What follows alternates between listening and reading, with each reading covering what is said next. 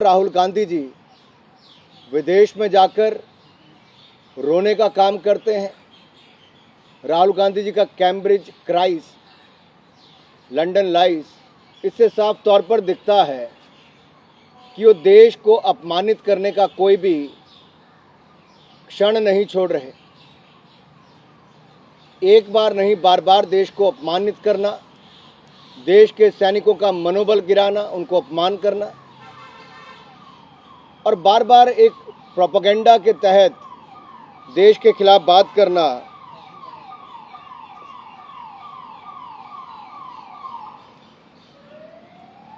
एक और सदन चल रहा है लेकिन राहुल गांधी जी जहां दुनिया भर के देशों में जाकर कहते हैं कि उनको बोलने का अवसर नहीं दिया जाता, अगर देश में एवरेज अटेंडेंस देखी जाए तो उससे भी कम इनकी अटेंडेंस है पार्लियामेंट की।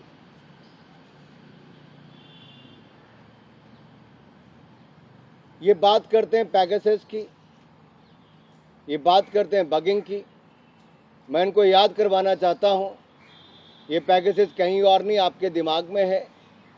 और अगर आपको अपनी सरकार की याद होगी तो उस समय के वित्त मंत्री स्वर्गीय प्रणब मुखर्जी की आपकी अपनी ही सरकार में बगिंग करवाने तक के गंभीर आरोप आपके सामने लगे थे। आप देश के लोकतंत्र की बात करते हो, नियमों की बात करते हो, अपनी सरकार के ऑर्डिनेंस को फाड़ने का काम और नॉनसेंस कहने का काम आप करते हो। जहां एक और जम्मू कश्मीर की आप बात करते हो, आपकी सरकार के समय, कांग्रेस की सरकार के समय पथरावबाजी होती थी, कश्मीर को ज़्यादा स्वायत्तता देने की बात होती थी, कश्मीर के हालात गंभीर होते थे।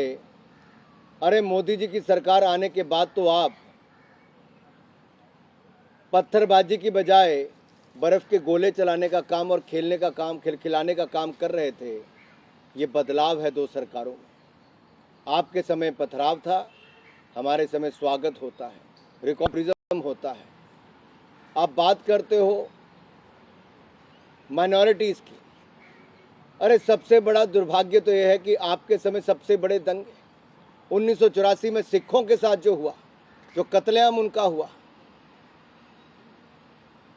आपके ही पार्टी के जो नेता जो इसमें शामिल भी थे, वो आज भी आपकी पार्टी की बड़ी बैठकों में आते हैं। क्या कहना है आपका सिखों पर? अरे नरेंद्र मोदी जी की सरकार आने के बाद तो करतारपुर कॉरिडोर को खोलने का काम किया, हेमकुंड साहब में रोपवे बनाया गया, अफगानिस्तान से गुरु ग्रंथ साहब एक बार नहीं 3 बार हवाई जहाज भेजकर सुरक्षित वापस लाने का सिख भाइयों को काम किया गया। गुरुओं का उत्सव 550वां प्रकाशोत्सव हो गुरु नानक देव जी का या 400वां गुरु तेग बहादुर जी का हो, वो धूमधाम से मनाया। साहिबजादों पर वीर बाल दिवस मनाने का काम मोदी सरकार ने किया। असुरक्षित माइनॉरिटीज आपकी सरकार के समय थे। आप इमरजेंसी जैसी सिचुएशन की बात मीडिया पर करते हैं। याद करो, आपकी ही सरकार थी, आर्टिकल 356 का दुरुपयोग किसी ने किया तो कांग्रेस ने किया है।